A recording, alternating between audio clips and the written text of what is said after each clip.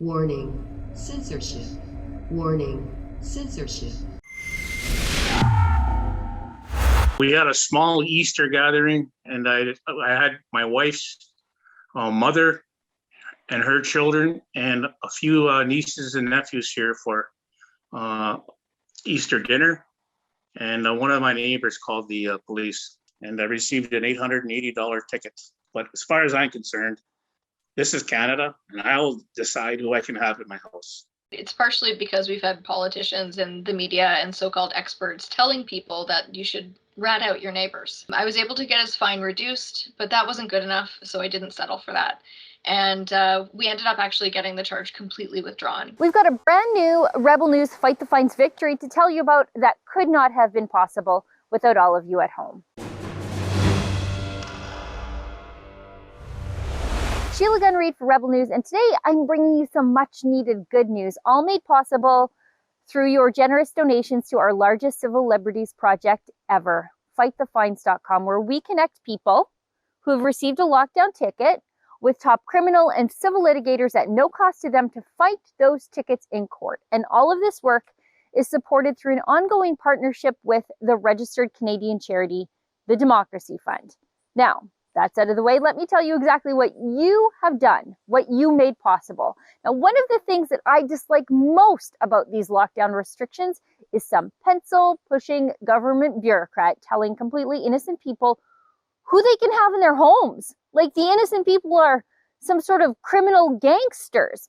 And if you don't listen to the government and shut your perfectly healthy friends and family out of your lives, you risk getting an enormous ticket. And that's exactly what happened to Thomas Hahn and his family when he had a little social get-together earlier this spring. But the Hahn family story has a happy ending. First, let's meet Thomas. We'll hear his story of how he got his lockdown ticket.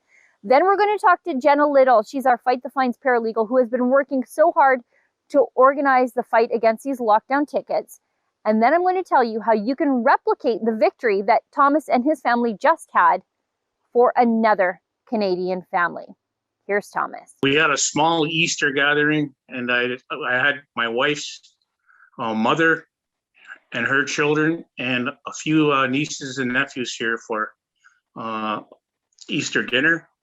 And one of my neighbors called the police, and the police showed up. And actually, I have to say the Sudbury police were, all things considered, they were fairly respectful, but they were determined, and I received an $880 ticket. And they provided the reasoning that anybody who was not a permanent member of my household was not allowed on my property or in my dwelling. So you received that lockdown ticket. You sent it to us at fightthefines.com. We put you in touch with our legal team working on our lockdown tickets at no cost to you. And we've had some good news, haven't we? Yeah, we had Jenna Little, I believe her name is. Mm-hmm. She was an excellent paralegal. She followed up repeatedly, kept me informed of the whole process. We fought the ticket, and apparently it didn't even go to trial. By the time I guess in first they had that, there's a section they do before the trial. They try to get a resolution without trial. Mm-hmm. They offered a reduction of the fine of $150. I declined, obviously. And then we moved to trial. And then by the time the case was on the docket, I guess, they had removed the ticket and the charges and wiped the records clean. You know, that's fantastic. Now, $880, that's a pretty big hit for just having an Easter get together. You know, are you a rich man? Do you have $880 just to throw around for having an Easter dinner? I don't have $880 disposable income like that. My wife does. I'm retired and I'm on a fixed income, so I don't have $880. And obviously, to me, the whole process is just to scare people so they don't deviate from what they perceive to be the new laws. But as far as I'm concerned, this is Canada, and I'll decide who I can have in my house. Darn straight. Oh, yeah, I'm not, no politician or police officer or anybody is going to tell me what I can do in my own house. Well, that's why I'm so glad we were able to help you, because I think that's one of the worst things of this pandemic is we've got the government telling us who we can have inside of our own homes, who we can visit with, who we can have get-togethers with. I think it's outrageous. I'm so glad we were able to help you. I'm so glad we got some success. And I'm so grateful for all the people who donated to fight the fine so that we can, make sure that Canada stays a little more free. I intend to donate some money to the fight the fines, because you guys were really great for me. You really were, and you kept your word. You fought with me the whole way, and I'm really happy that my wife didn't have to pay that fine. Well, I'm so glad to hear it. I'm so glad that to hear that our legal team took good care of you, and I'm so glad that they were so effective. So, and I want to thank you for your generous offer to pay it forward, Thomas. That's great. No problem.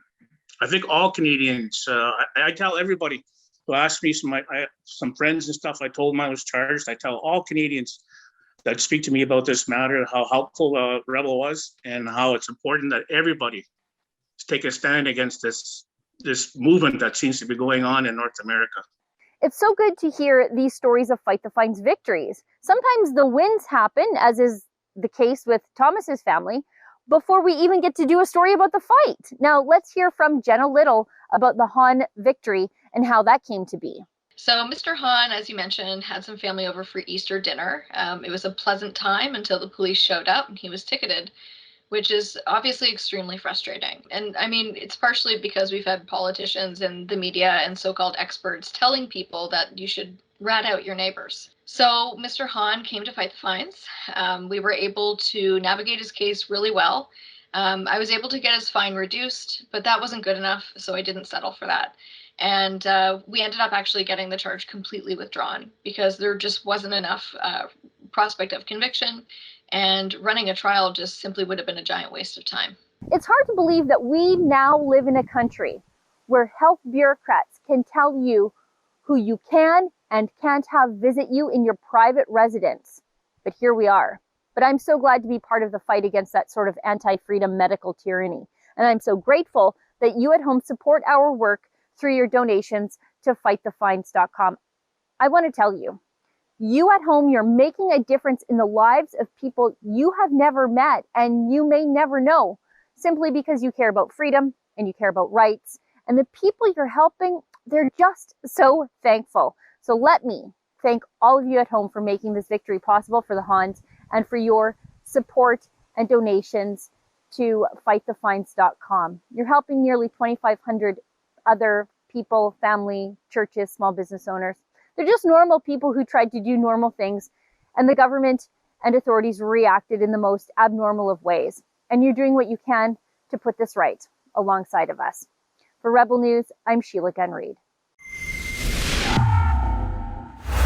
If you'd like to help us help more people like the Hahn family fight their lockdown tickets in court, please donate today at fightthefines.com. And all donations there now qualify for a charitable tax receipt through the registered Canadian charity, the Democracy Fund.